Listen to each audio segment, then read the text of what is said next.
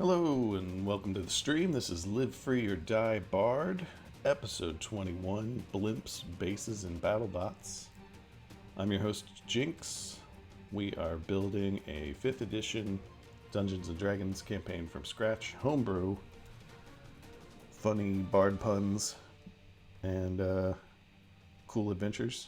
We're doing it on Obsidian Portal, and you can find all of our work at livefreeordiebard.obsidianportal.com. That web address is up on the top of your screen there, so you can go check it out and see what we've done so far. Episode 21, that's pretty good, right? We are streaming weekly, so every Thursday, this time, 11 a.m. Eastern.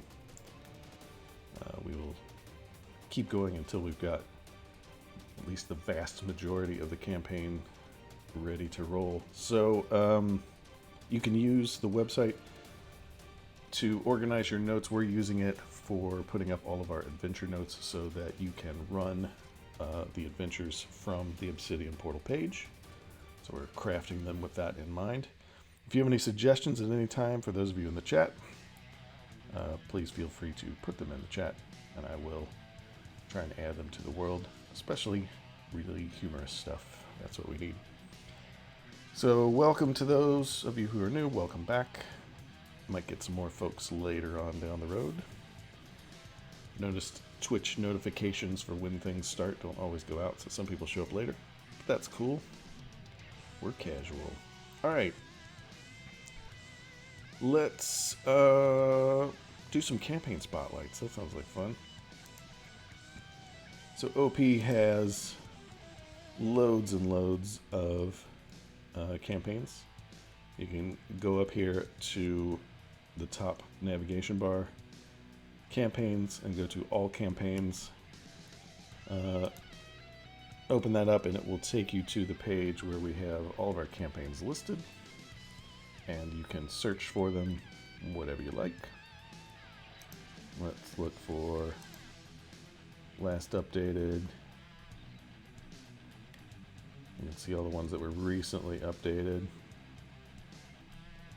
And then you can search by game systems. We've got hundreds of game systems. You can search by that. So if you want something obscure, not obscure. But that's what I did earlier and found a couple of cool campaigns to spotlight very briefly. So let's go over those. This is Aeros. It's a Greek one. I don't know who the GM is because they've done some custom work and I can't see their name, but very cool. You can do this custom parchment thing, which is really neat for a background. They've changed their sidebar stuff. They've got their font changed to like a Greek style font, which fits with this. So that's pretty cool. You can do all that kind of stuff with an Ascendant membership on Obsidian Portal. And you do custom CSS, that's cascading style sheets. And make it look how you want, but it's pretty neat. Let's just click through really quickly. Here's their journals. Looks like they've got adventure logs from various allies and players. Library is their wiki. Yep, they've got all of their wiki categories. You can go inside. Oh, that's cool. Cool book thing there. And then they've got Personae, which are their characters. Oh, they got hit with the photo bucket. So one of their backgrounds is from Photo Bucket, who changed their stuff recently. So I'll have to go in and replace that image, but that's pretty easy. You just go in and swap the image out in your media library. That's a pretty cool layout. So that's neat. I like this one. So we're going to become a fan. Over here on the right hand side, you can click the become a fan, the heart on some of them, and become a fan. So that's Aeros. Let me put the link to that in our chat.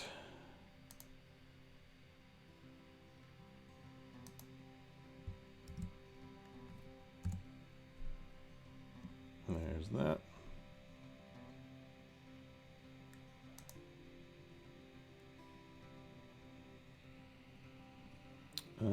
Let's do another one. Here's one called Oki by Doc the Gray. Lots of players. This might be maybe a West Marches campaign or a society game.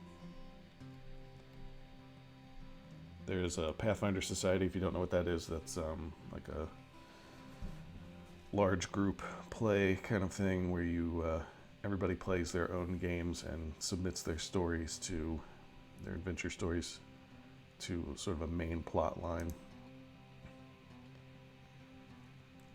Looks pretty cool. Got lots of journal entries and adventure logs.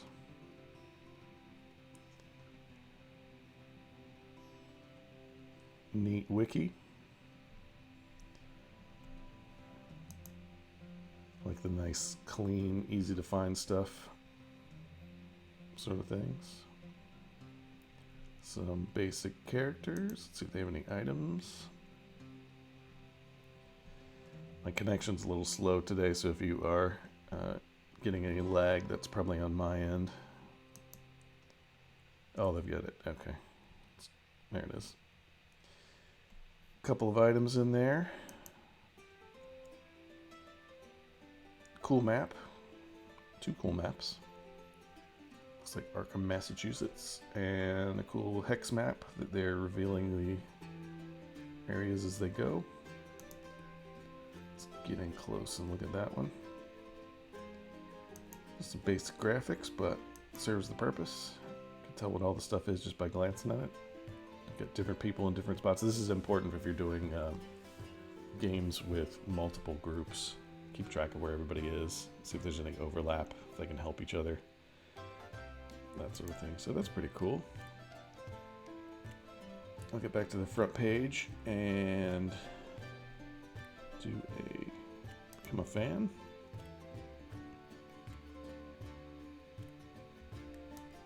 And let me post this link in here too so you can look at it.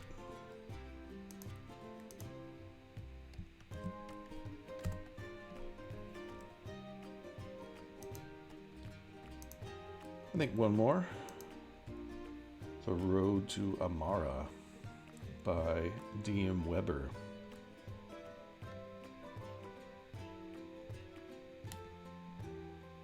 Ooh, I like this index. Yeah, this is good. If you put lots of stuff on your front page, having a nice index to get to important subjects is pretty cool. A lot of people put this in on their wiki page, but you can sort of customize, make it look however you want. I've got all the links lined up, lots of pictures, which goes to different wiki entries. Very neat.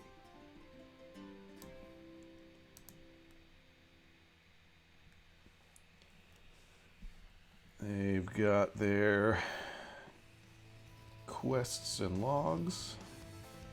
Lots of imagery in this one. You get a pretty good amount of storage space when you have a paid account. Yeah, this is their main wiki, which has much less than their front page, so they've opted for the front page to be their sort of main storage area for links.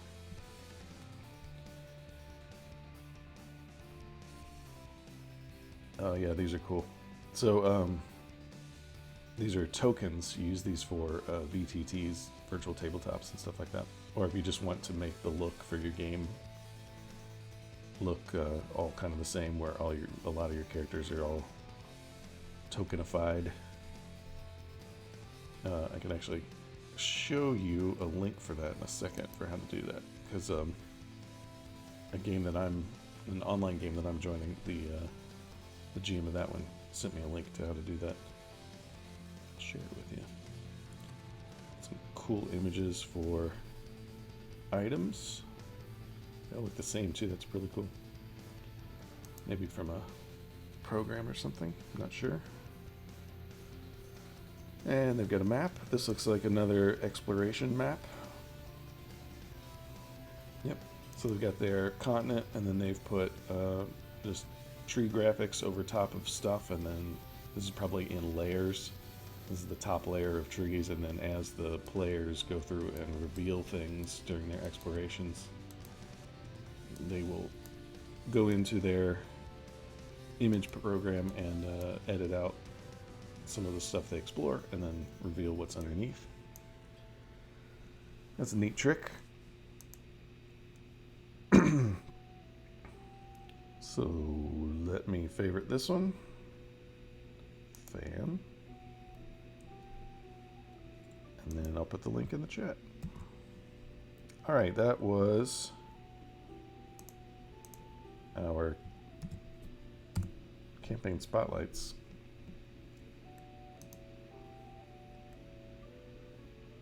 And then let me show you this token maker. This is from RP Tools.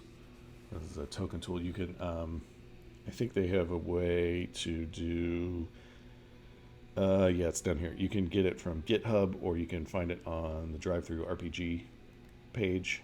And it's a, I think it's a pay what you want. So if you want it for free, you could, or you could donate, depending on how much you think it's worth. So basically, it's these little overlay things. If you don't want to make one for yourself, you can use their overlays. It's probably transparent underneath there, and then you stick that over top of your image that you want, over top of the face, the portrait section, and then it'll chop everything else out and make your little circular token guy there. And you can use that for whatever games this is what you end up with this bottle cap circle, and then you end up with your picture underneath. They use a lot for, I've seen a lot in superhero games, which is one of the games I'm joining, is a superhero game by Prism, and she's the one, I think, who showed that one to me and sent me this link. So once I make my character, I'll let you know how that goes. But that's pretty cool. That's from RP Tools. They also do, I think, map tools. And yeah, there's an initiative tool, a dice tool, a character tool, map tool, token tool. And yeah, I would recommend, if you have a couple of bucks, to donate to the cause. Go do that on their Drive-Thru RPG publisher page and see if you can support them, because RP Tools is pretty cool. They've got them from Mac, Linux, Windows. Cool stuff. Okay, that's our campaign spotlight, token tools. Let's talk about, there wasn't a lot of news this week except for the sad news that Terry Jones from Monty Python passed away. And as he was a musically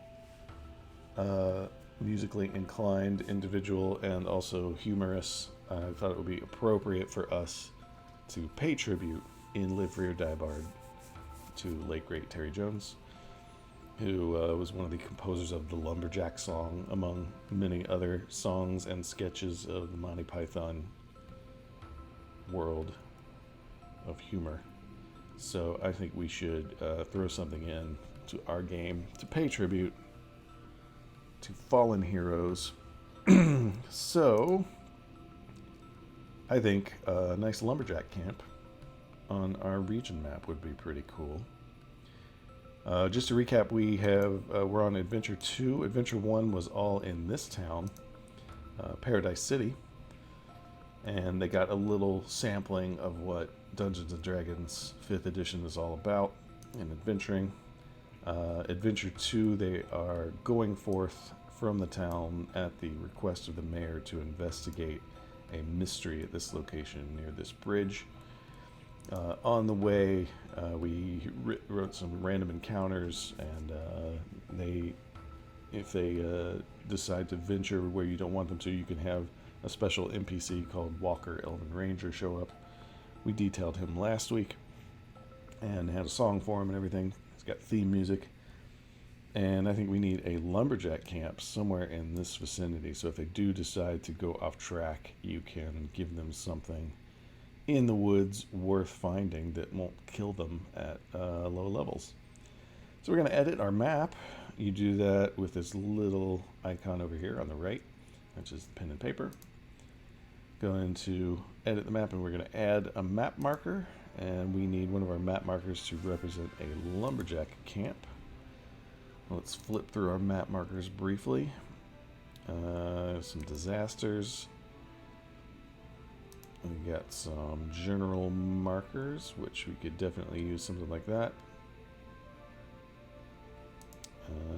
There's some monuments. We have numbers if we need them.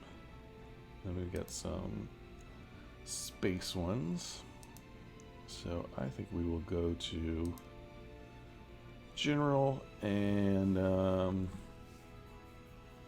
let's see.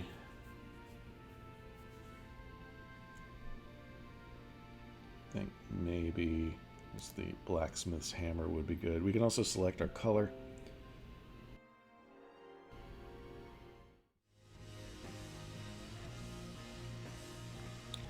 And I think we might be back. Sorry, I had a brief internet outage. Let me check some stuff here.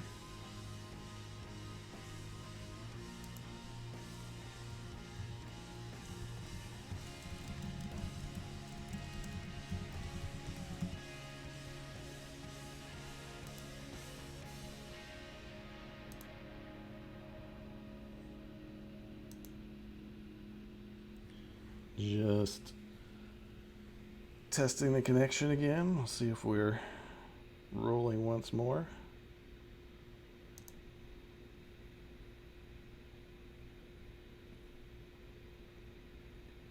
Make sure we're good here.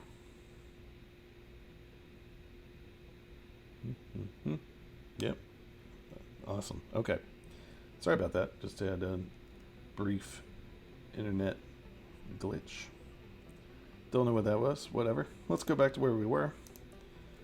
Need the map marker. We're going to pick a color for a map marker. And let's see. I think maybe a brown. Brown for lumberjacks. That sounds good.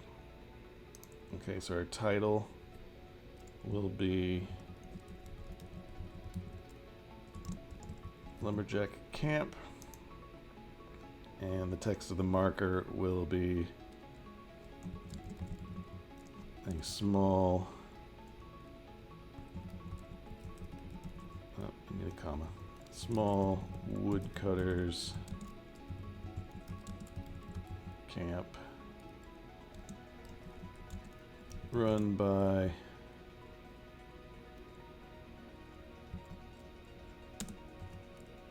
an individual named Jerry Tones. He enjoys singing while he works and occasionally wears odd clothing.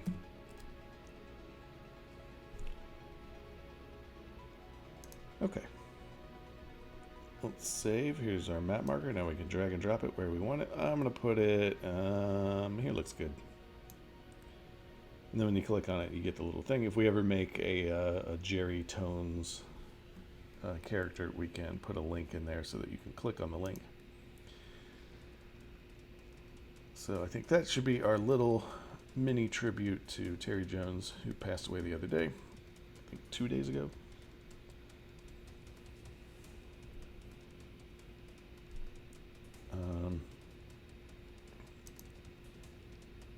If I remember correctly,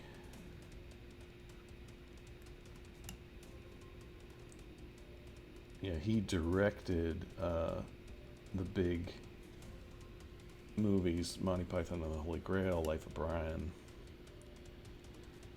or co-directed at the very least. He also, I didn't know this, he wrote the original version of Jim Henson's Labyrinth, although they ended up cutting out most of what he did and changing it with other stuff. Respected medieval historian. That's awesome.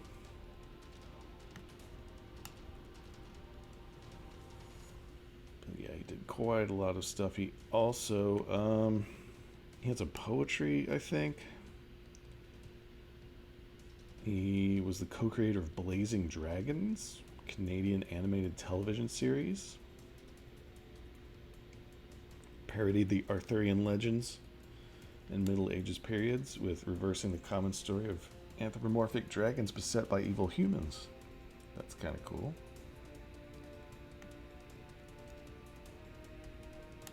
Wrote some history stuff. Medieval lives. Columns. Performed with the Carnival Band. Anyway, if you're unfamiliar with Monty Python and the Flying Circus stuff, Monty Python's Flying Circus, then you should go watch all of that. It's absurdist comedy. Cool. Alright. Tribute complete. Let's get back to our game work. So, as I mentioned, we were on Adventure 2. We've gotten them to the location of the wreck, which you'll recall was Rio and her speedy wagon. Something fell out of the sky. It was a large combat robot golem, iron golem, steel golem thing, which we haven't detailed yet, but we are eventually here. Called a dropship Murphy. And the Murphy stands for something. Mechanized unit. Let's see if I can remember without looking it up. Rapid plunge heavy infantry. That was it. So a dropship Murphy fell on her wagon, which has an airship balloon on it. And the players get there, and they are hopefully going to help her, Rio, with her problem. So, I think we should design that first. Let's look at the adventure log, see where we left off. Sorry, Adventure 2. We've got them all the way down here so far. She's told her story, they investigate, hopefully. We have what they see, what the DM needs to know, and then fixing the speedy wagon. Okay, so the wagon is hauling a large supply of various tools, so there's plenty to work with. Wrecked pieces can be reassembled without any additional resources. Wagon requires 56 man-hours of labor to repair, but these hours can be divided among the players and Rio as they see fit. Multiple laborers can work on the project at the same time. If a character is not proficient with a set of tools that would be appropriate for wagon repair, their 8 hours of labor per day max is only worth 4. So it's going to take them a little time, assuming you have a 6-person group. If you have less, you can of course adjust the number to make it more appropriate. We basically want it to take a day or two, depending on how good they are. Okay, so we know what it takes to fix the speedy wagon, but I think we need to build the speedy wagon. We need an image, which would be really handy for describing it. So here's the description that we have so far. A wooden wagon, or what's left of it, sits sadly along the bank of the stream. It's been smashed by a great force. Wheels, axles, and some sort of fabric covering are strewn about the area. A halfling dressed in many layers of differently styled clothing is busily stacking up the wares that once were inside the vehicle. The stacks are very neat and organized, especially juxtaposed next to the wreck. Okay, so that's good. Let's look at our character, because I did find a suitable character portrait for Rio. Let's just search for Rio. Here she is. This is the halfling merchant. She's interested in speed and schedules. And so we have a modified airship balloon attached to a standard wagon. All right, if we go searching for pictures of this, it's going to be a little difficult. I'm sure there are some somewhere, but that would take forever. So I think we should make our own. So we're going to do a little image manipulation, and for that we're going to go to one of my two favorite sites to look for copyright-free images, and that's Pixabay, Pixabay. Let me put the link very quickly into the chat. Pixabay. All right, so with Pixabay, we're looking for Wagon stuff. I don't think I've looked for too much yet. So we need a sort of a blimp balloon, an old-fashioned blimp balloon. We need the Wagon, and we can just show what it looked like before it was smashed, because it'll be a more useful image than the smashed version. So let's start with, let's do the Wagon first. So we want just an old school wagon. I'm gonna dig around for, oh, there's a very old school wagon. That's a possibility. Oh, I like this covered wagon. Let's do this one. This is cool. Let's do, all right, so we got a covered wagon. Yeah, we can just type it in the top bar here. Instead of wagon, we need to search for, let's do, let's try blimp first. I think we're going to get too modern of a thing with blimp, but we might get something steampunky. Yeah, that's steampunky right away. But it has stuff on the side, so we don't want that. The trick with image manipulation is to find the closest image you need, so you don't have to do as much work messing with it. I think that's all of our blimps. So instead of blimps, let's try, let's see what Zeppelin. Is that how you spell Zeppelin? Let's find out what Zeppelin is. Just the one? It's probably not how you spell Zeppelin. I'm gonna figure this out. Hang on. Ah, that's it. Zeppelin. Alright, we can do that.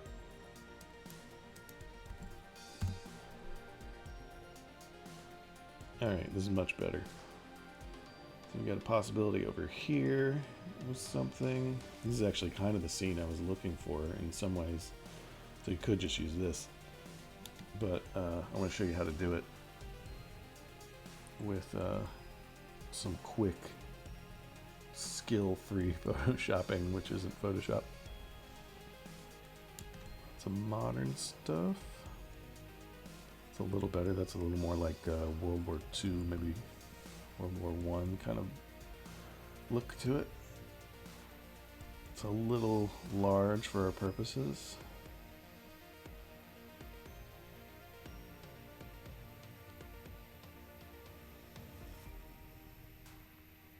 Well, they have a lot of these.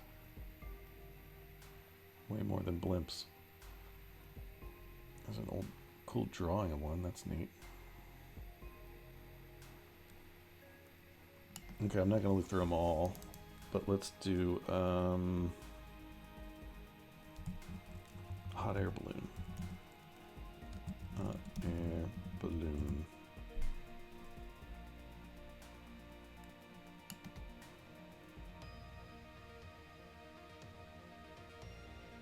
Yep, these are all pretty modern also. Let's do old hot air balloon? That's better. It's got some illustrations, those are neat. Little icons.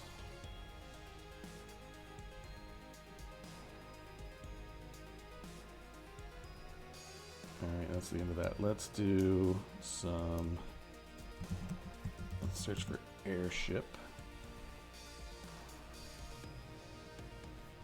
There's a 3D render, that's not too bad. There's that same picture again. I might be using that one just because. You could also take a more modern looking balloon and do sepia tones. That might also work. Let me do that actually, just to show how to do it. Yeah.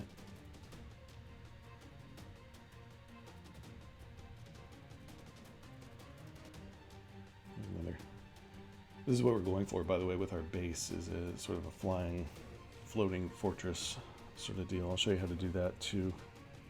If you don't find an image you like, it's not too hard.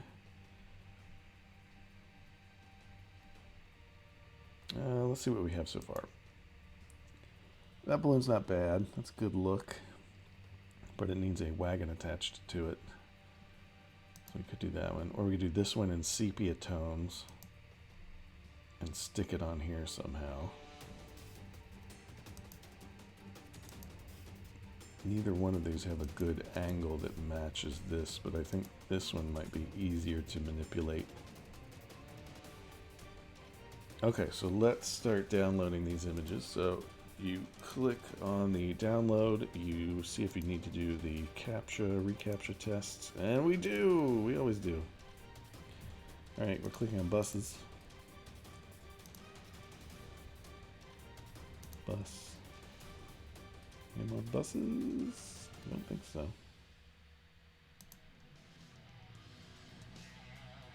Download. Save the file. And then you probably won't be able to see my modal windows that pop up, but I'm just moving the file to the folder where I need it to be.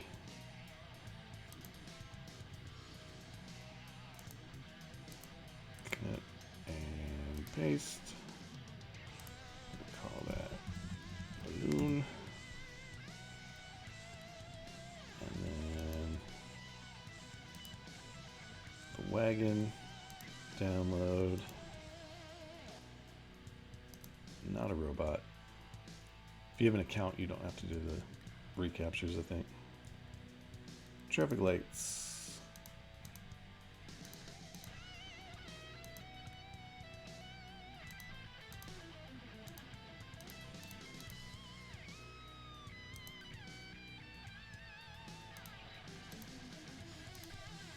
Oh, I missed one, but oh well.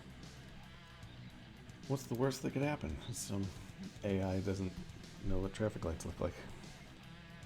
Alright, save this file.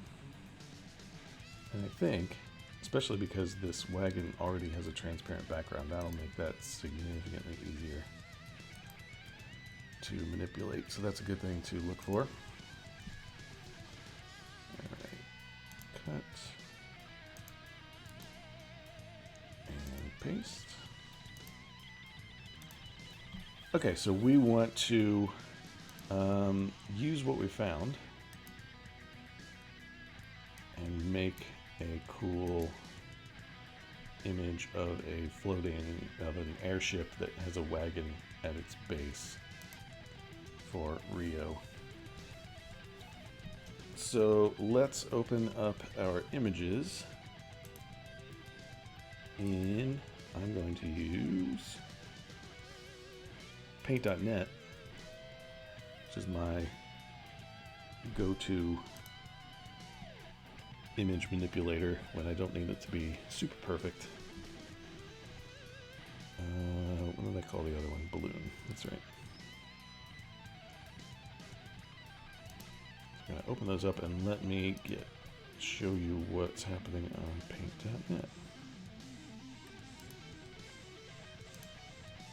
Okay, this is Paint.net. Let me get this out of the way also, so you can see some more stuff. Alright.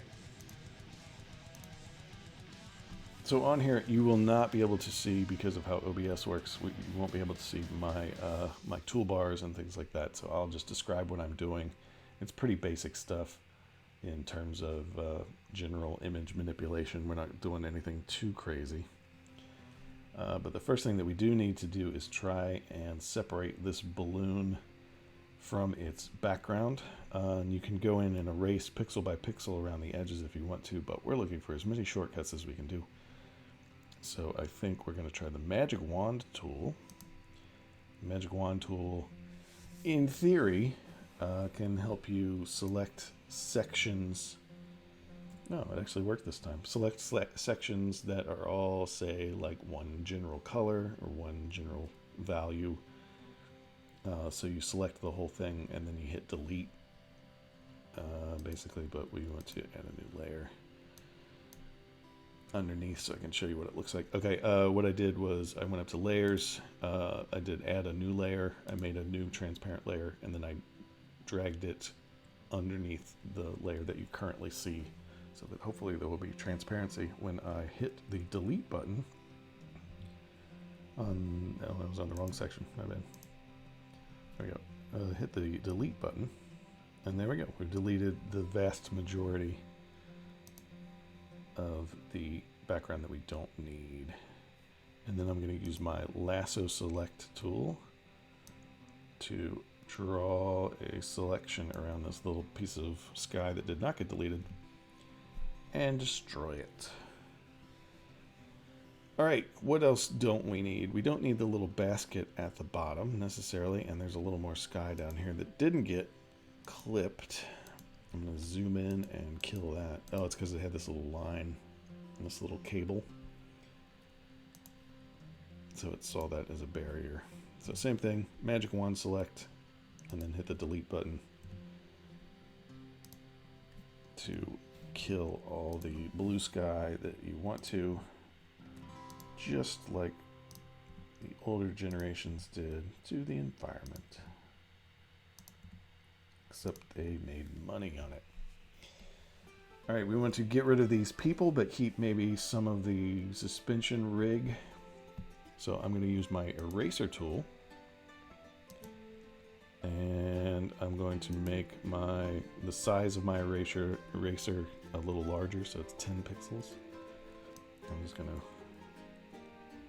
eradicate the people that are here. It does not have to be perfect.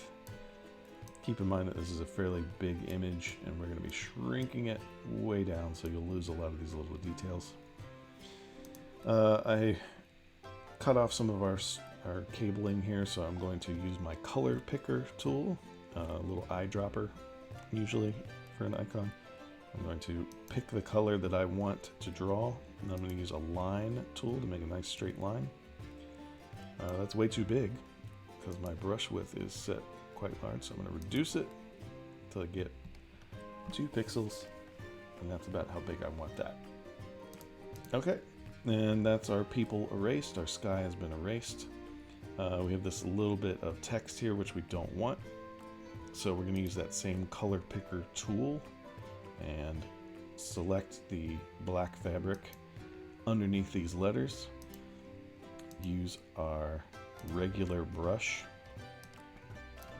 and make it nice and big, and then wipe it away. You notice there's a color gradient going across here where the sunlight's hitting this side and shadows are over here. So you're going to have to keep using the color picker tool in each section. Of course, it doesn't have to be perfect. Pick the color underneath the letters you want to erase. Erase the letters, move to the next section. Color picker tool. Erase the letters with the brush, I should say. You're not really using the eraser, you're using the paintbrush. And so on and so forth as we go up. Again, this is not looking for absolute perfection. If you want closer perfection, if you need super amounts of detail, you're going to want a different program than Paint.net. You want something like Photoshop, or I use GIMP, graphical image manipulation program, the freeware version of that.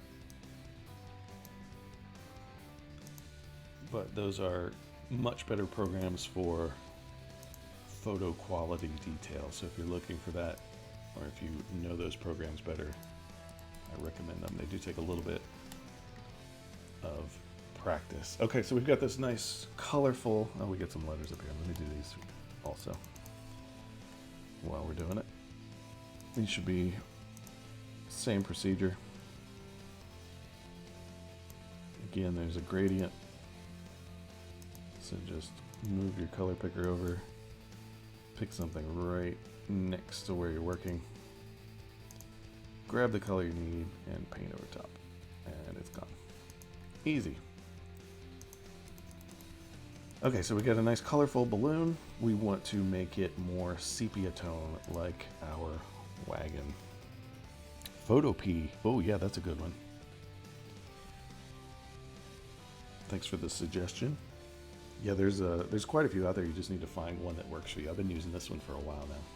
So I'm used to the tools. I know where everything is. It's a lot of muscle memory when you work on it. But it's like any other artistic skill. You can just do it over and over and over again and eventually get better at it. I'm not great at it, but it's good enough for this type of work where you just need a quick image. Okay, so we got our colorful balloon. We want it to be more sepia tone. We want it to fit in the idea that it's been used many times. So I'm going to try and see if we've got some sepia tone tools in here. So I want to go up to my edit menu, and there's a select all. This is Control A in this program for select all. And then we're going to go to, I believe it's adjustments. In the adjustments drop down all the way at the bottom, there's a thing called sepia. Let's click it and see what happens. And it turns it into sepia tones. So pretty easy. If you didn't want to do it that way, you could adjust the coloring, which would be in, I think, hue and saturation, also in the adjustments menu. So this one gives you, you probably won't be able to see the modal window that pops up, but it gives you a little pop-up box with slider bars, which you can then use to slowly fade out the saturation. So I want to slowly fade out this. You can change the lightness or the darkness as you see fit. I'm going to make it just a hair darker, and then you get some hue controls also. But I want to make it so there's just a tiny bit of color left in the edges of the thing. And click OK, and there we go. All right, let's compare the two images. I think we've got something that will work. Now we need to scale it down a bit and basically fasten these two things together and make it so that it looks at least reasonable upon at a glance and will become useful to us. So we're already selected the whole image of this one, so I'm going to Control C to copy it, and we're going to paste it over into this one, but I need some space to paste first. So let's shrink this guy. So we're going to edit, select all, and then I believe we can go to, yes, I want to move selected pixels. This is one of my, in my toolbars, it's an arrow thing, the topmost right arrow.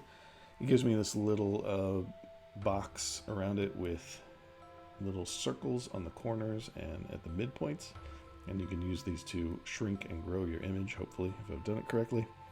So you're going to grab this, but I want to hold the shift key because I want to keep this a square shape.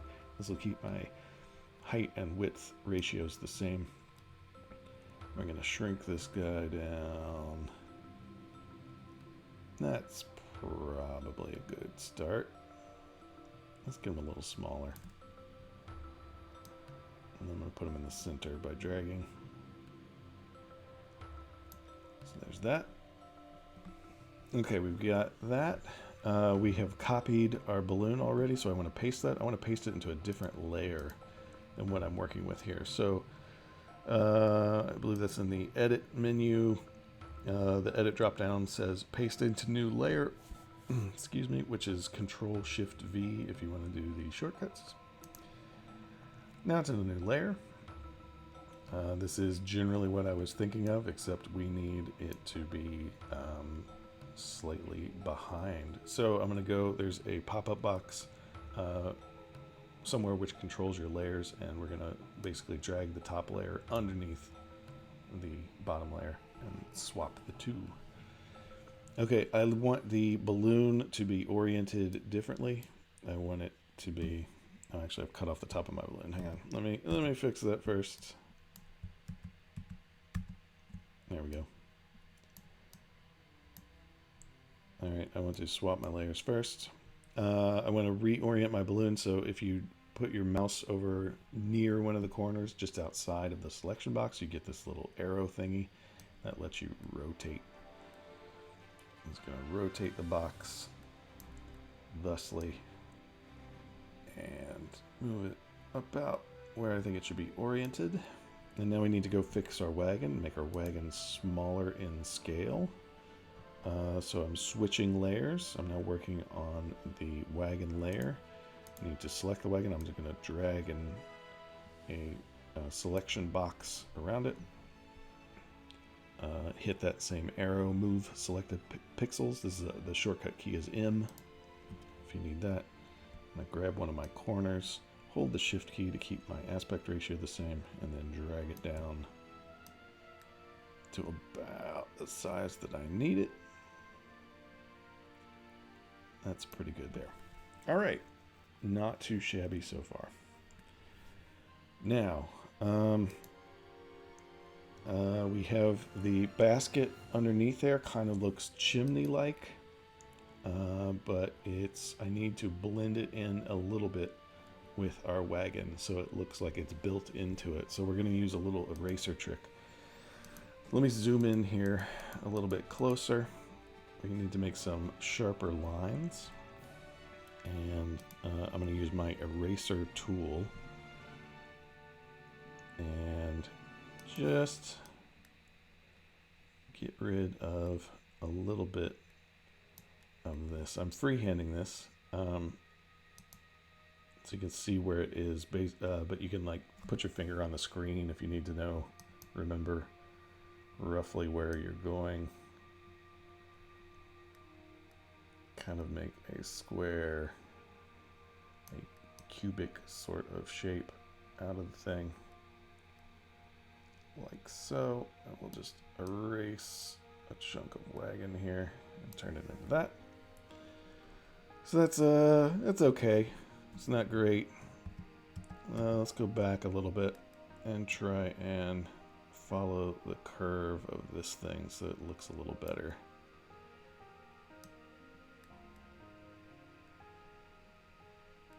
That's much better. Again, this is just using your eraser tool. Oh, I went a little too far. Control Z is undo in this version. Still too far.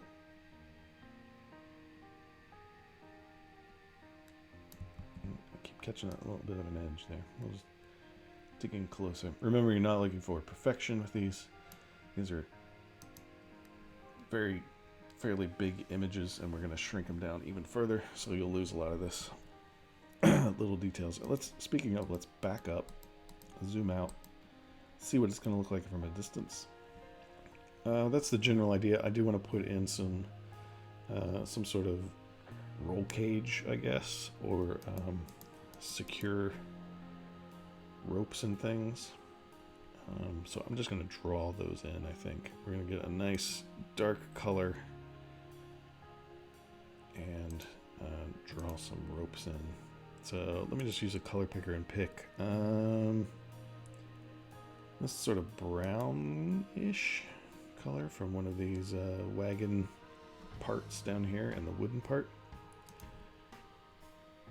And I'm going to make myself a line with my line tool.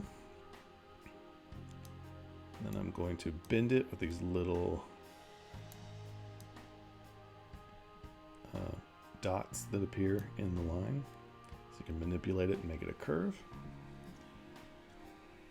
That looks okay. Remember, this is getting shrunk later on, so it does not have to be super perfect. We're going to do the same thing over here. Make yourself a line, figure out where it's going to connect, and then curve it until it looks like it's part of the wagon. That's not bad. I think we're going to add a little bit of highlighting with a lighter brown color. Again, I'm just picking colors out of the palette that's available. And then I'm going to lower my brush size to about a 4 point. It was a 10 point. And I'm going to do the exact same thing that I just did, but give it this little highlight.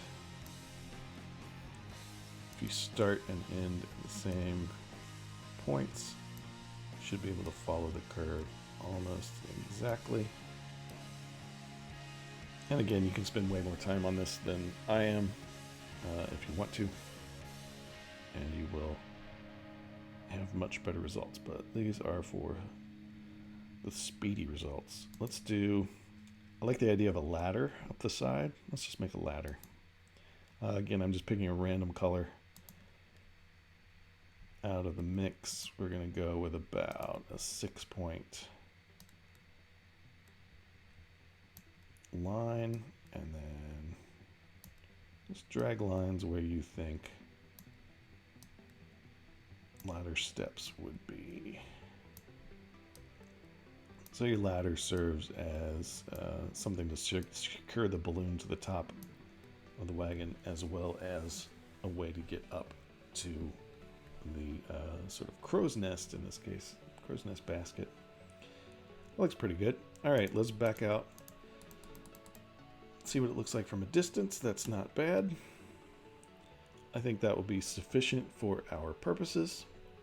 And now we need to merge our layers. So in your layers menu, you want to merge layer down. This will bring the two layers together into one.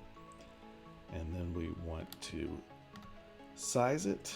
I usually go for 500 by 500 pictures, just for because I can remember it easy. So we go up to the image drop down, and we're going to go to resize, which is Control R if you need the shortcuts. A modal window will pop up with all the dimensions of your page on it. You won't be able to see it because of OBS. I'm clicking a checkbox that says maintain aspect ratio, and then I'm lowering the width to 500, which will lower the height to something similar. It's pretty close. I'm not perfectly square, but I'm close. So that's good enough for now. And then you hit OK. It will shrink it down, and then this will be your actual size for your speedy wagon. So now we want to save this image. So I'm going to do save as, and we want to save it as, so I can remember it, Rio's Speedy Wagon. Save. And again, we are not looking for perfect detail. We are looking for something that will look okay on an item page, which we're going to make next. So let's go back. Let me get rid of, where are you? Paint.net. We're back on our Live for Die Barred Obsidian portal page. And we're going to make the item. Got sky scraps. We need a new item. So I clicked on the item tab on the left. We're clicking the little plus button to add a new item. And we'll do, we'll just call it Speedy Wagon. The tag will be vehicle. Maybe an airship tag in there also, because it could be used as an airship. Quick description. An old wagon cobbled together with an airship balloon. So for stats and things like that, we don't really have good airship stats yet because we don't know how fast they go. So I'm just going to put in a little placeholder here, as we can come up with more statistics later if they decide if the group decides to use this as a vehicle, you can give it hit points and things like that. So we're going to put in a, let's see, the airship balloon is powerful enough to float the wagon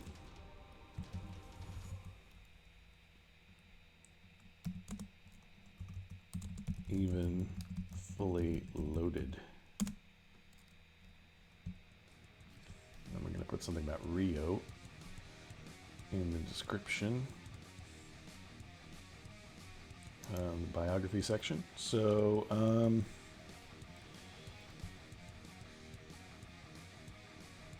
let's see.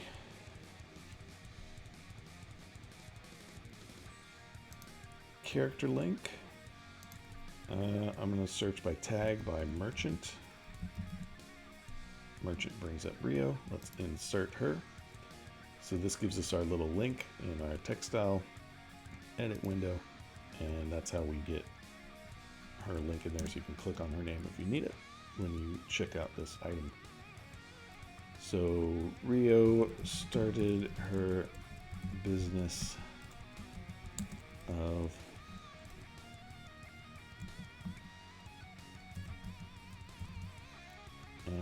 mercantile deliveries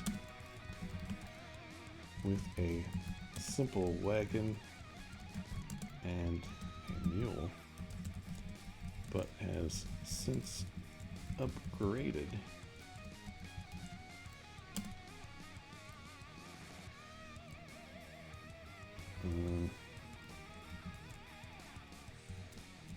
the machine with an airship balloon. Actually, we can put a wiki entry here, because I think we've done airship technology somewhere.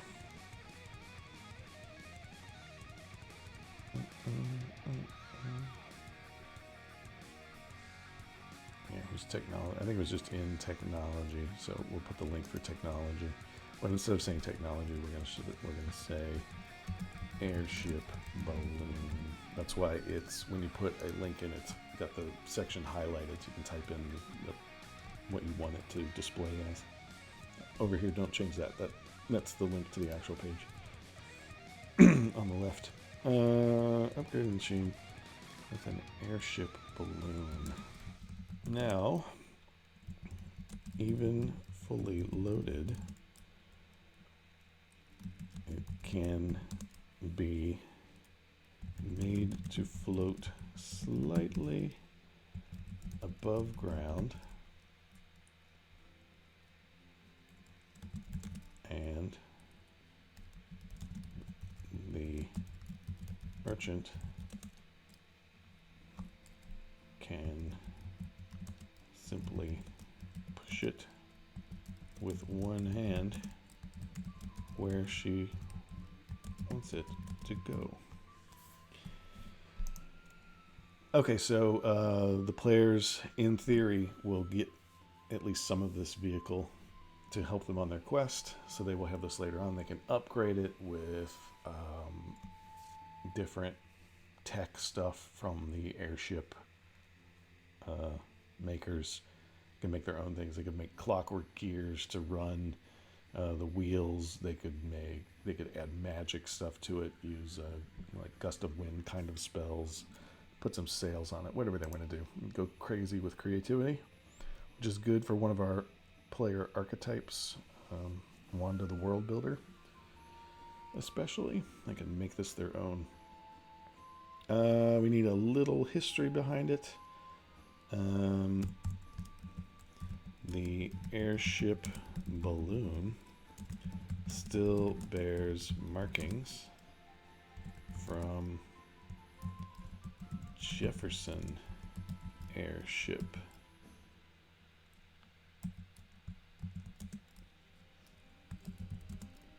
Which I don't think we need to write the story for that quite yet if we don't need it. Let's just put it still has markings from Jefferson Airship, from which it was salvaged. That's pretty good.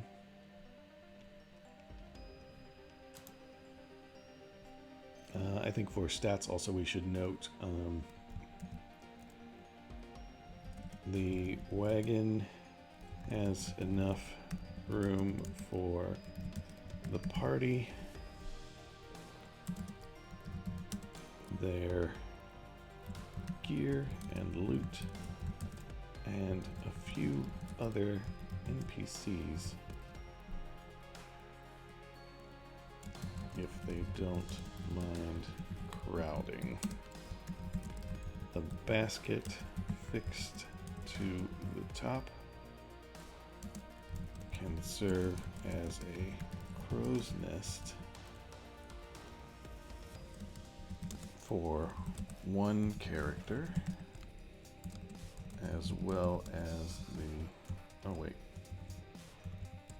it also contains the controls for the magical balloon. Alright, that's good enough for now, I think. Let's add our image.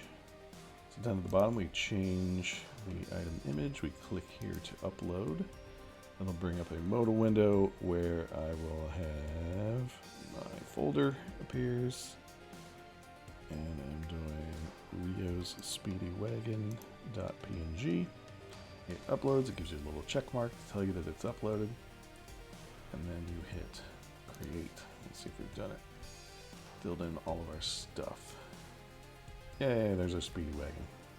So now when you go to view, you could put a background in there also, if you wanted to, but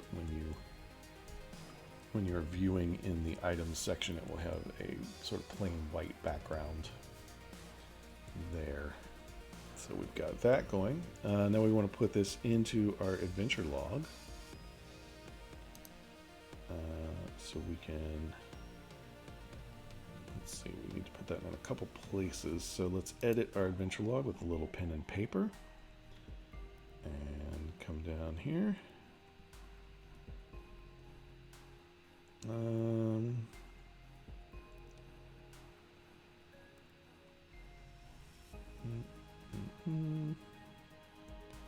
Just reading through and seeing if there are any instances where we talk about the Speedy Wagon. We want to make sure we put a link in there and then a link to Rio.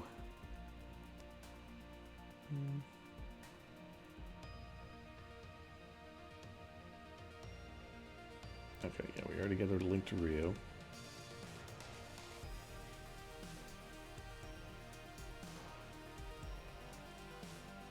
Okay, so Rio's Speedy Wagon. So this is where we want the link to the Speedy Wagon. So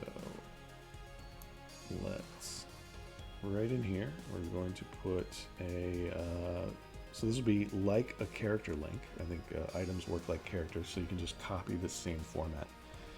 So we want to do double square brackets, colon, and then it's Speedy Wagon, I believe, was the slug.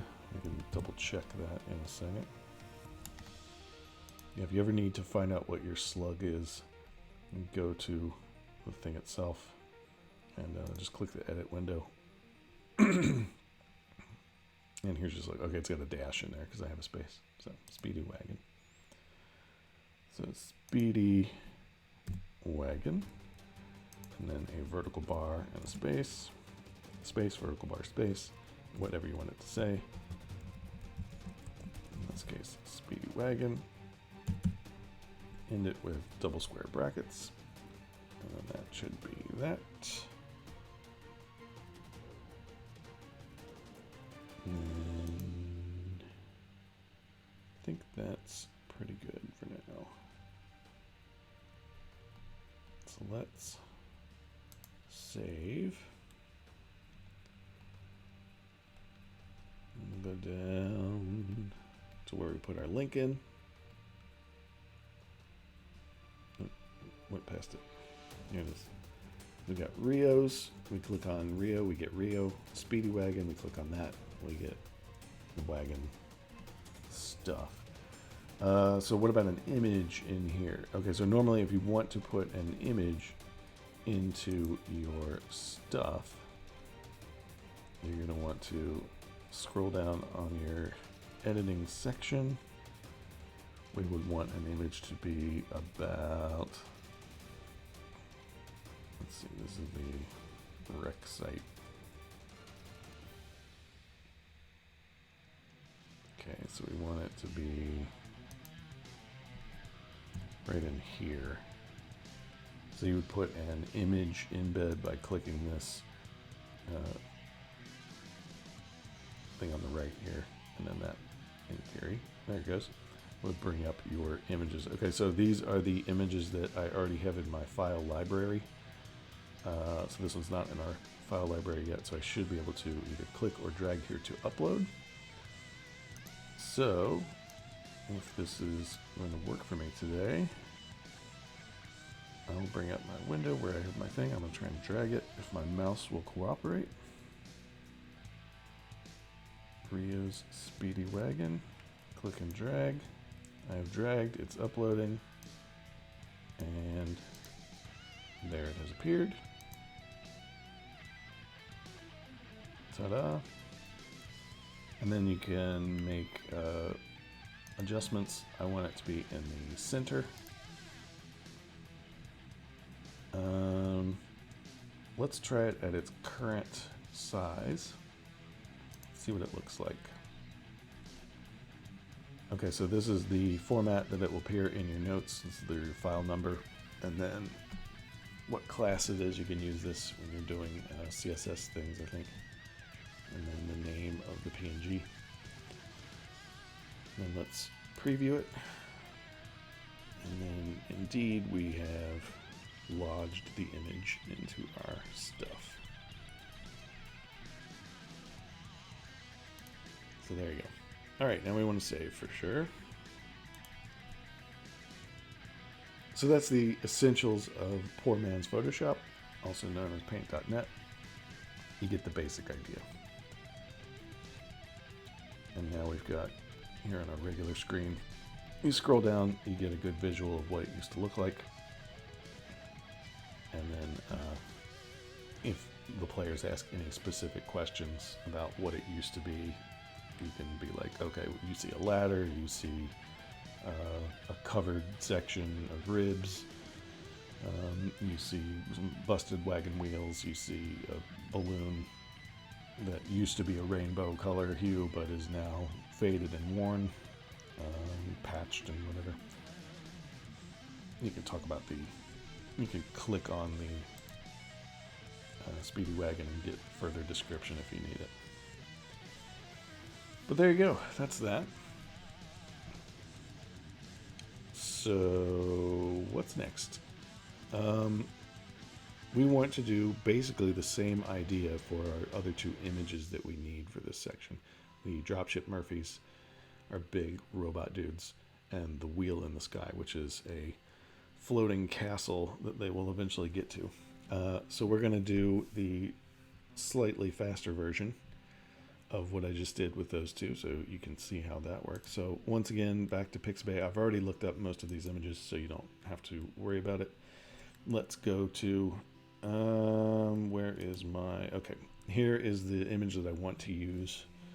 Oh wait, yeah, you guys can see that, right? Yep, here's the image that I want to use for my robotic knight golem, steel golem guy that we haven't quite detailed what he is yet.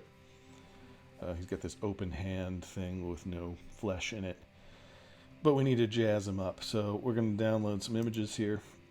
Let's see how many traffic lights or cars I get. Hey, we did it. Crosswalks. Pedestrian safety. That's good. Vehicles.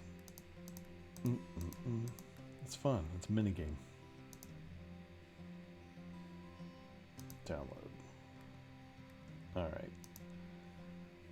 Downloading. I'm just going to move all these over to the folder where I need them. Won't take long.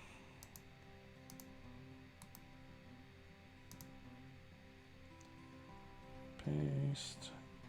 Next is... Yep, we're done with you. I need this steel cog thing.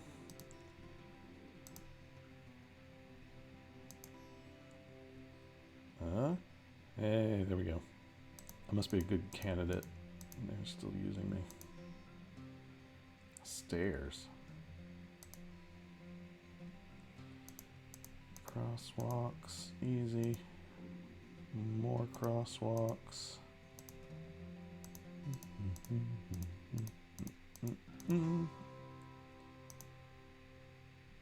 Buses. Nope. Cars, cars, cars, cars. Alright. It's like watching another streamer play an actual video game, except I'm boring.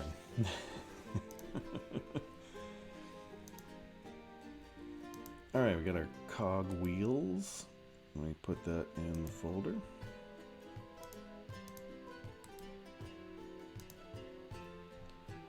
Cog wheels. What's next? Yeah, we want that cool piston thing. Got some cool train piston stuff I can incorporate. And when we make this particular image, this one, it's not going to make me do it all the time. We will just use little bits and pieces and make something fairly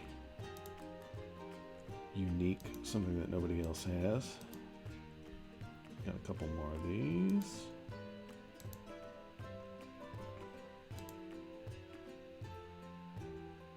Oh, here we go. Crosswalks, crosswalks. I don't see any crosswalks. No, wait, I missed one. Crosswalk. Bus, bus, bus. Download.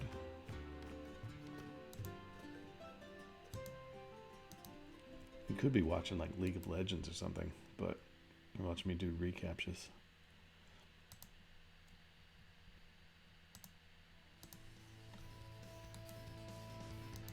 Alright, those are moved. What's next? One more. Which one of these should we do? Oops.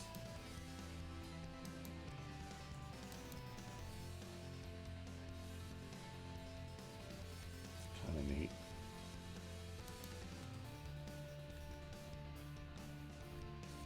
I think I can use this one better. It's almost like a knuckle. Put that somewhere near one of the hands or something. You don't have to get quite as detailed if you don't want to. You can just use stuff that's already available, certainly, but this is a handy skill to master if you need something fairly custom. And then I often use it for locations, especially if you're having trouble coming up with some way to something to design location wise. You can that's pretty good. We'll do that.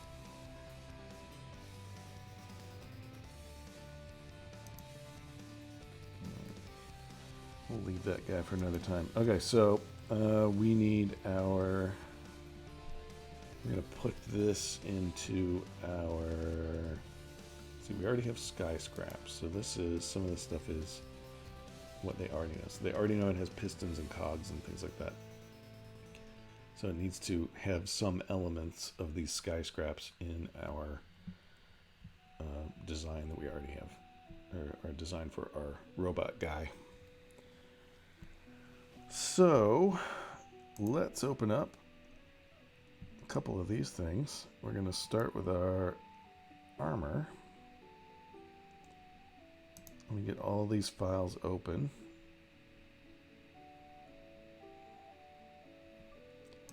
Oh wait, you won't be able to see yet. Hang on. Let me switch over. There we go.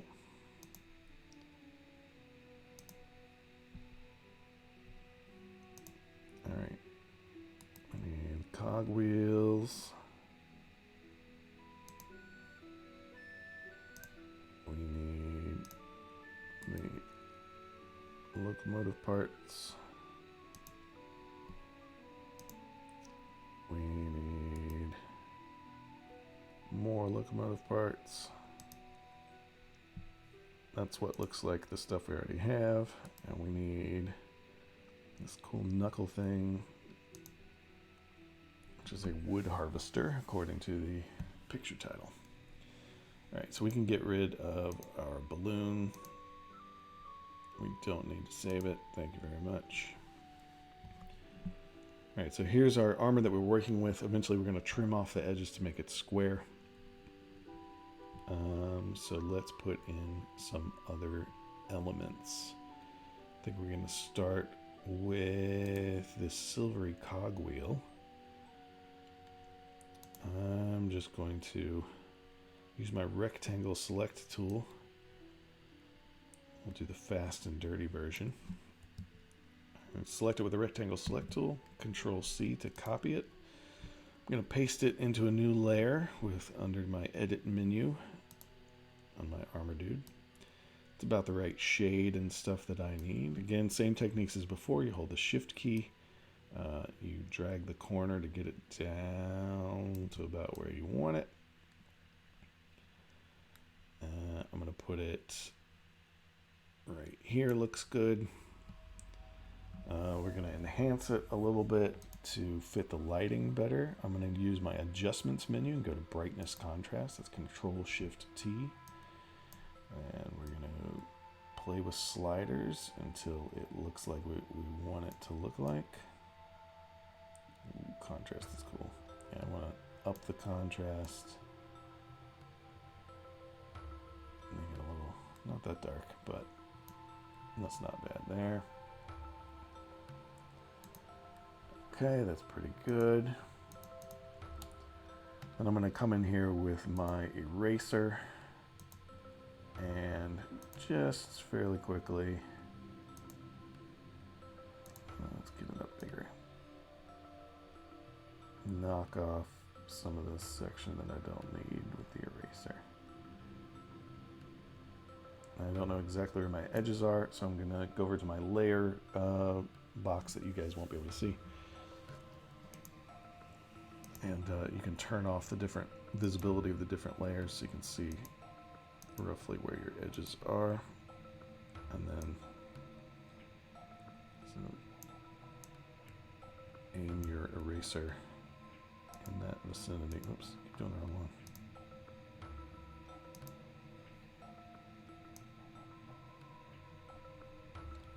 It's okay to have a little bit of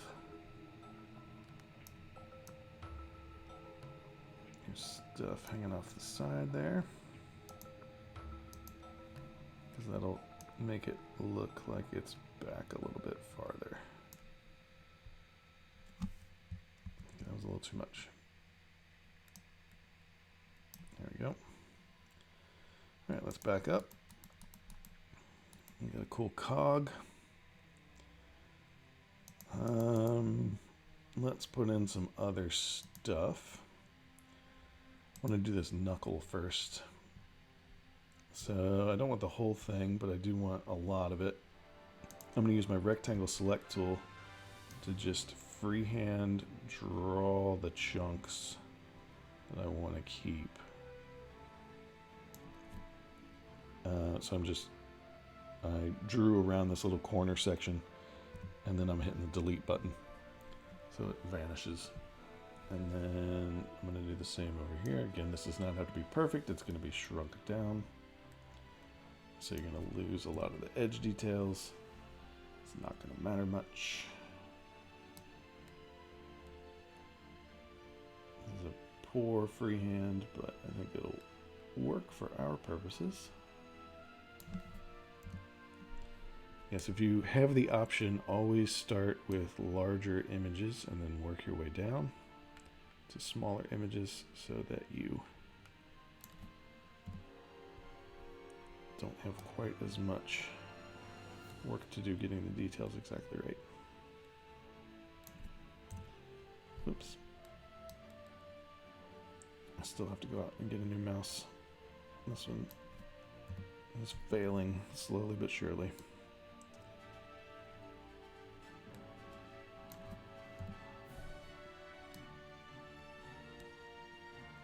Gets a decent amount of abuse, so not too upset. Basically what I'm looking for here is just anything that looks like it's looking back into sunshine. Alright, let's back out a bit. I'm going to edit, select all, Control C to copy, go back to my Armored Knight guy. Going to edit, paste in a new layer. Okay, so I got a pop-up window with this one that says the image being pasted is larger than the canvas size. What do you want to do? Expand the canvas, keep the canvas size, or cancel? I want to keep the canvas size in this case. Just going to make image will show up, but it'll be way bigger than what I need it to be. So again, we have the little things in the corner that we can drag. We're using our shift key to keep it all nice and in the same ratio that it started with. And we're going to turn this into roughly the size of a knuckle. And we're going to rotate it, I think maybe that way, or kind of like that way better. And now it's like a cool gauntlet knuckle thing. Might be better over here.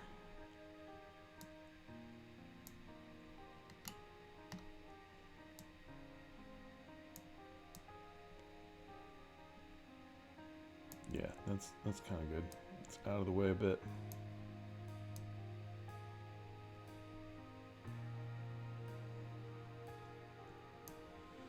You could do two of them if you wanted it to match. I don't care that much, so I'm not going to worry about it. All right, to blend this one in, we just need a little color correction. So we're going to go to Adjustments. I'm going to go to, let's try Hue Saturation.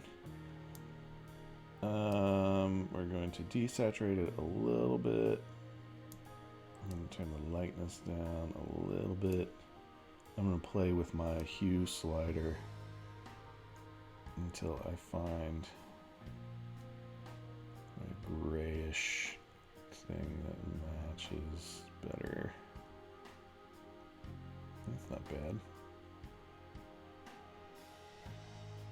Yeah, it's good enough. Okay, so we've got some additions. It doesn't look like any suit of armor as much anymore. Now we need our train parts. So we've got some bright red, which we can knock down to be a little dimmer, and we've got some of this good stuff. I kind of want this piston thing right in here. So let me just grab that real quick.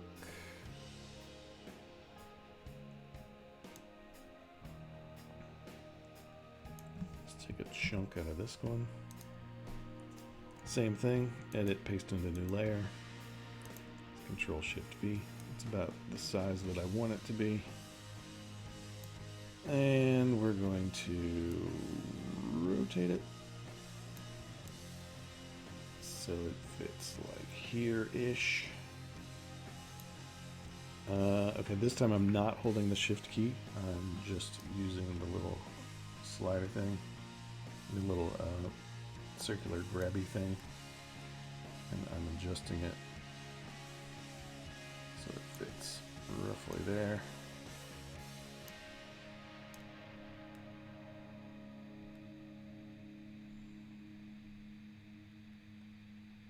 And then we're going to kind of want to it down lower, maybe. Yeah, that's better. I like it better. Maybe on this side, because we're going to cut some of those edges off.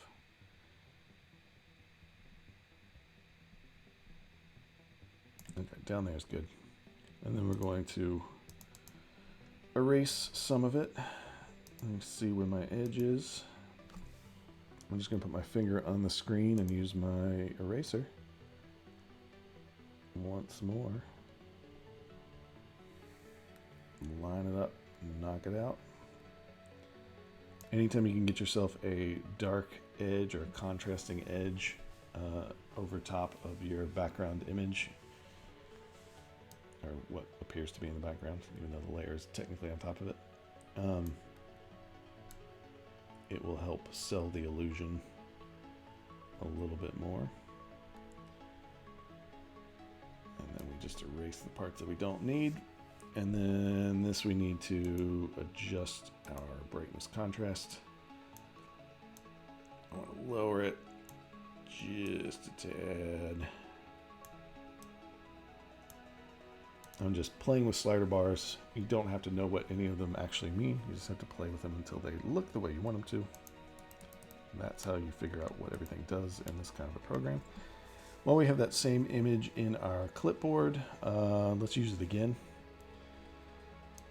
So edit, paste into new layer. We get another version of the same thing. I want to use the other side of it. And we're going to put it over here, I think. That's good there. Same deal. Get your eraser tool out. Make yourself some strategic cuts.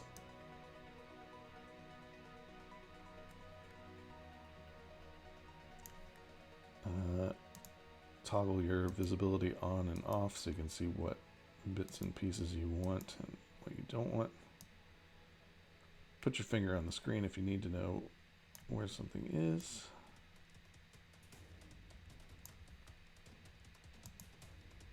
And then keep playing with it till it looks the way you want it to look. And I'm going to get rid of this section down here because we already used it. And I don't want it to look too repetitive. I just want it to kind of look interesting. All right, that's not bad. Let's just go around this edge here.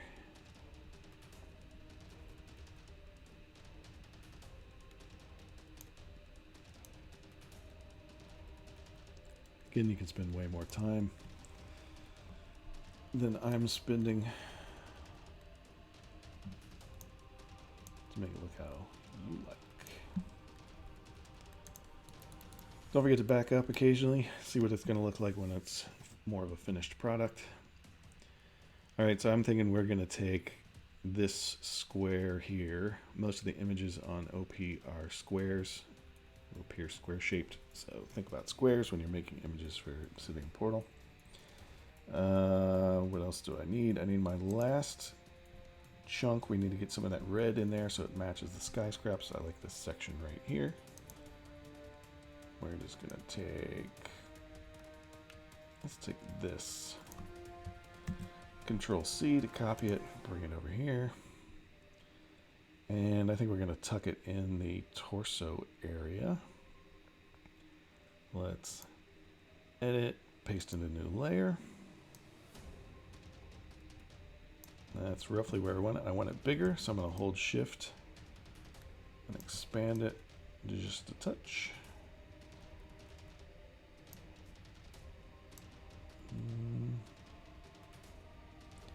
That's not too bad. Kind of want to flip it.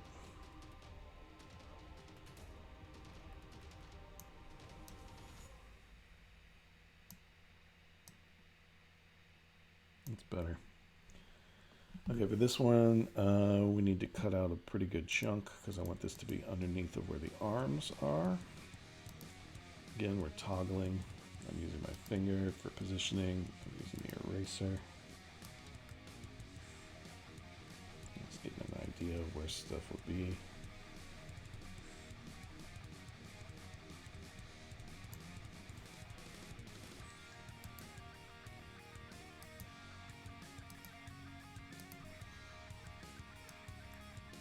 Those of you who actually do Photoshop, this is probably mind-bogglingly irritating to you, because you know 1,000 different tricks to make this go much faster. But we're doing the cheap and easy version today for beginners. I want this whole area right here.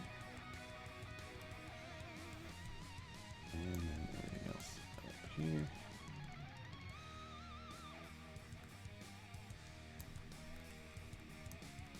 Put a little touch of red in the background.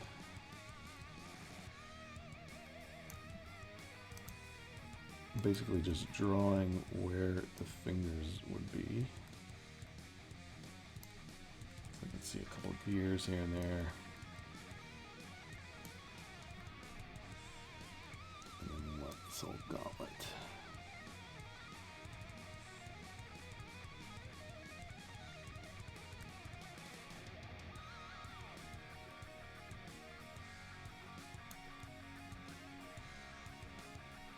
And then let's give me some of that. That's good there. Now we need a little touch of red. Alright, this is way too bright. So I want I just want this bottom section. I don't want the whole thing. That upper red can stay as is. So let's go to adjustments, brightness contrast once again. And turn our brightness way down. Turn the contrast way up. And turn it into that. Back out and take a look. And we've got chunks of an armored knight. Of course, you can do different aspects. You can definitely do stuff like the helmet part. You can just look for a cool image. Okay, that's roughly a square, so I think we need a little more than that. I want to show off some of our work.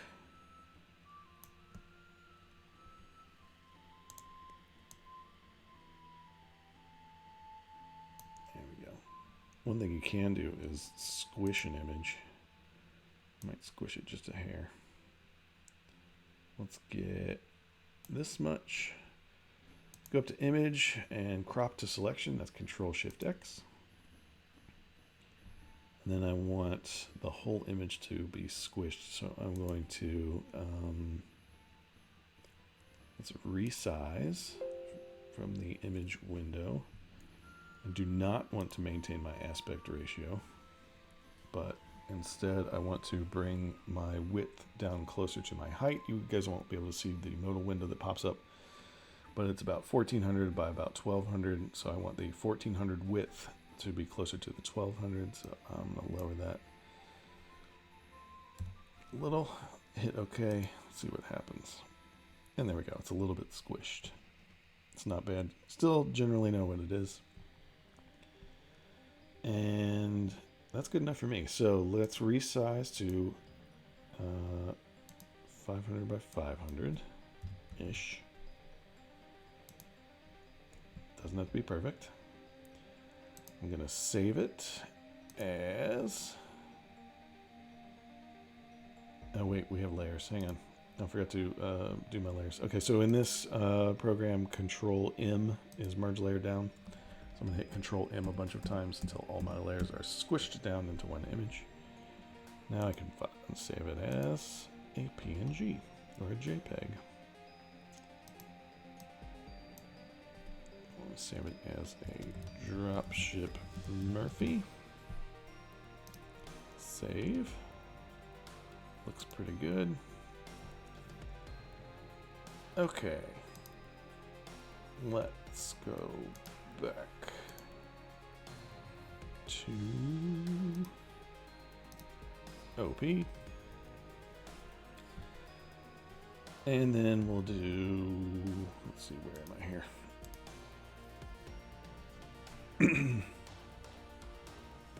Let's do a media library. My connection's being slow again. Sorry if you're getting any lag.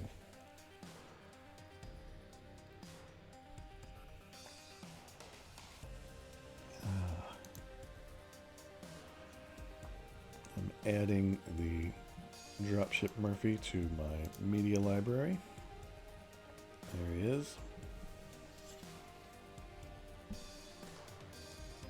We're going to put him in two places. I want him in the adventure log. We're going to edit our adventure 2. And I want him down at the bottom. So, mechanical soldier, once known as the Dropship Murphy, made from the forgotten alloy known as maiden iron. So here's where I want my image to be. I'm going to do an image embed on the right hand side. Select my Dropship Murphy. I want him to be aligned to the center.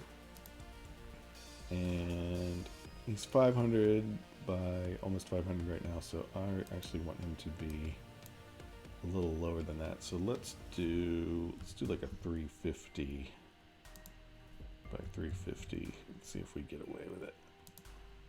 Insert. Yep. And then that gives you your little inserted object. Let's save it. Go down and take a look. So Wagon. And there he is. We can make him even a little bit smaller, I think, and that would be fine. So let's edit once more, and this time we'll just we'll type in the numbers that we want. I want about half that. So it's like about 175. It is 175. That's half. By 175.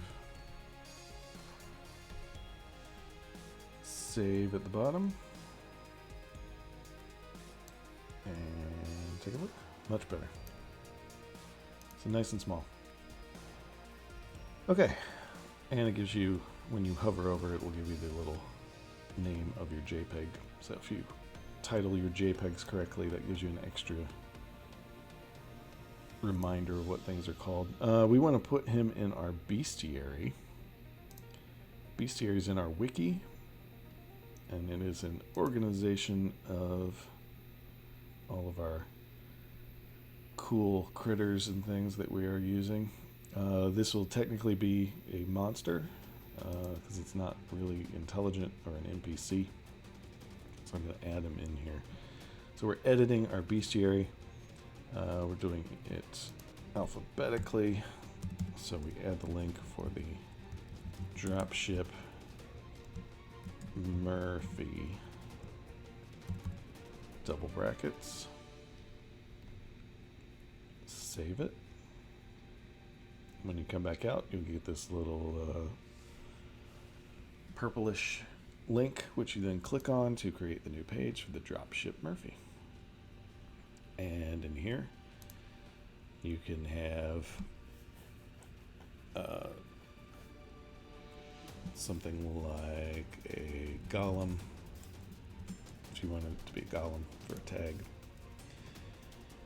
And this is not a, this is where we would put our stat block, which we can work on next time when we're designing the Wheel in the Sky adventure.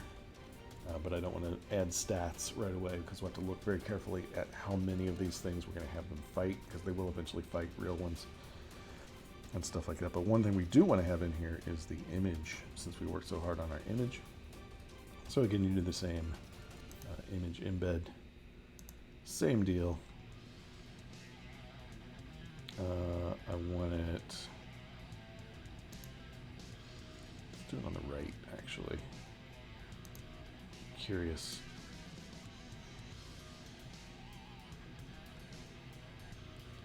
we can put things around it.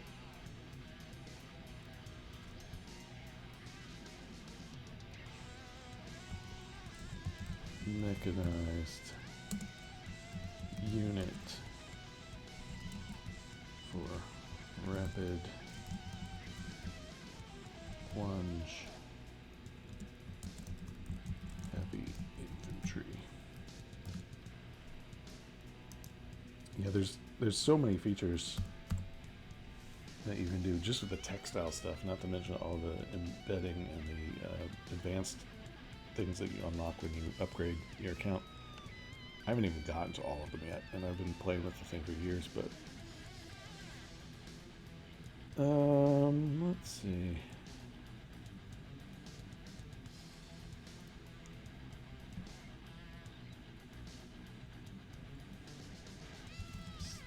Stationed as paratrooping shock units upon the floating fortress known as a wheel in the sky. And we'll come back and put a link in later on when we have something to link to. These heavily armored golems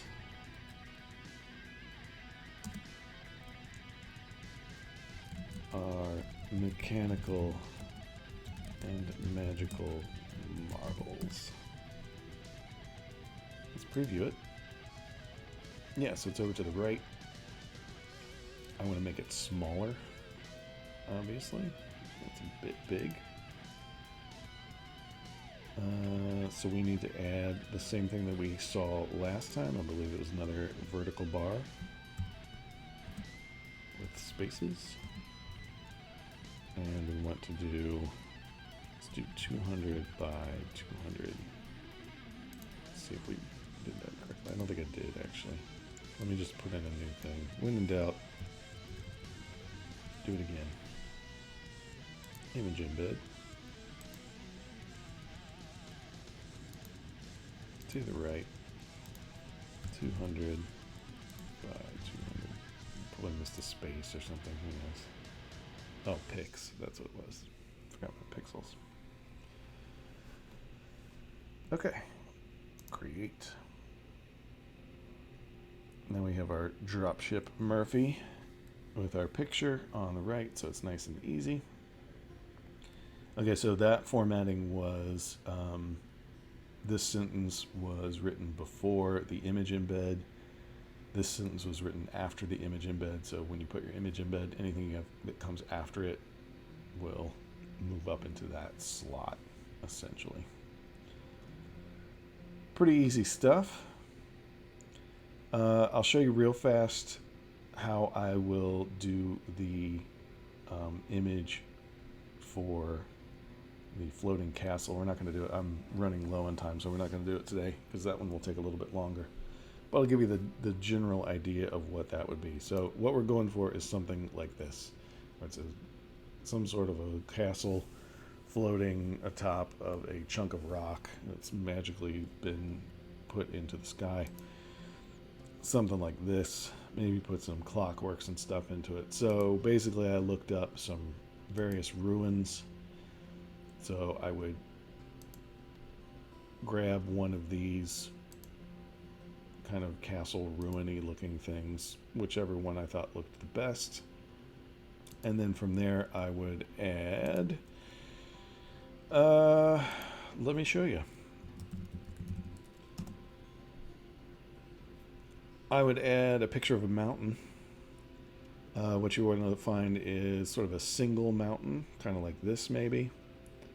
Or a sort of the rocky version of that, maybe this guy here.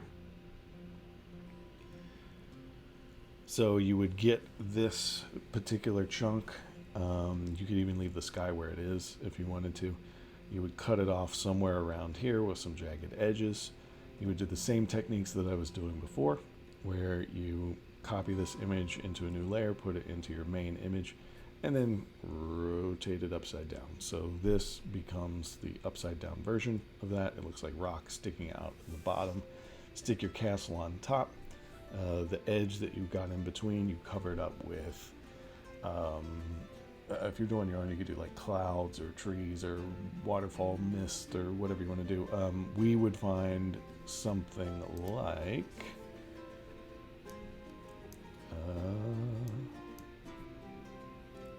a clock wheel. Let's see if something like that would work. I would find something like a big clock wheel, kind of steampunky looking thing. I should just search for steampunk. That's what I'm going for. Steampunk. Yeah, there we go. There's lots of wheels. So you just find yourself a cool rusty wheel.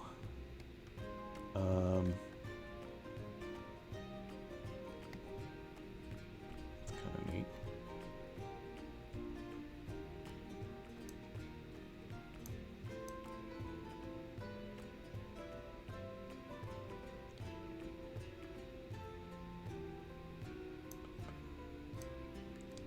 I can combine the two. Steampunk. Let me find these. Gears. Let's try gears. That's the word I was looking for. Yeah, find a cool steampunk gear, like one of these maybe, rusty ones. And grab one of these.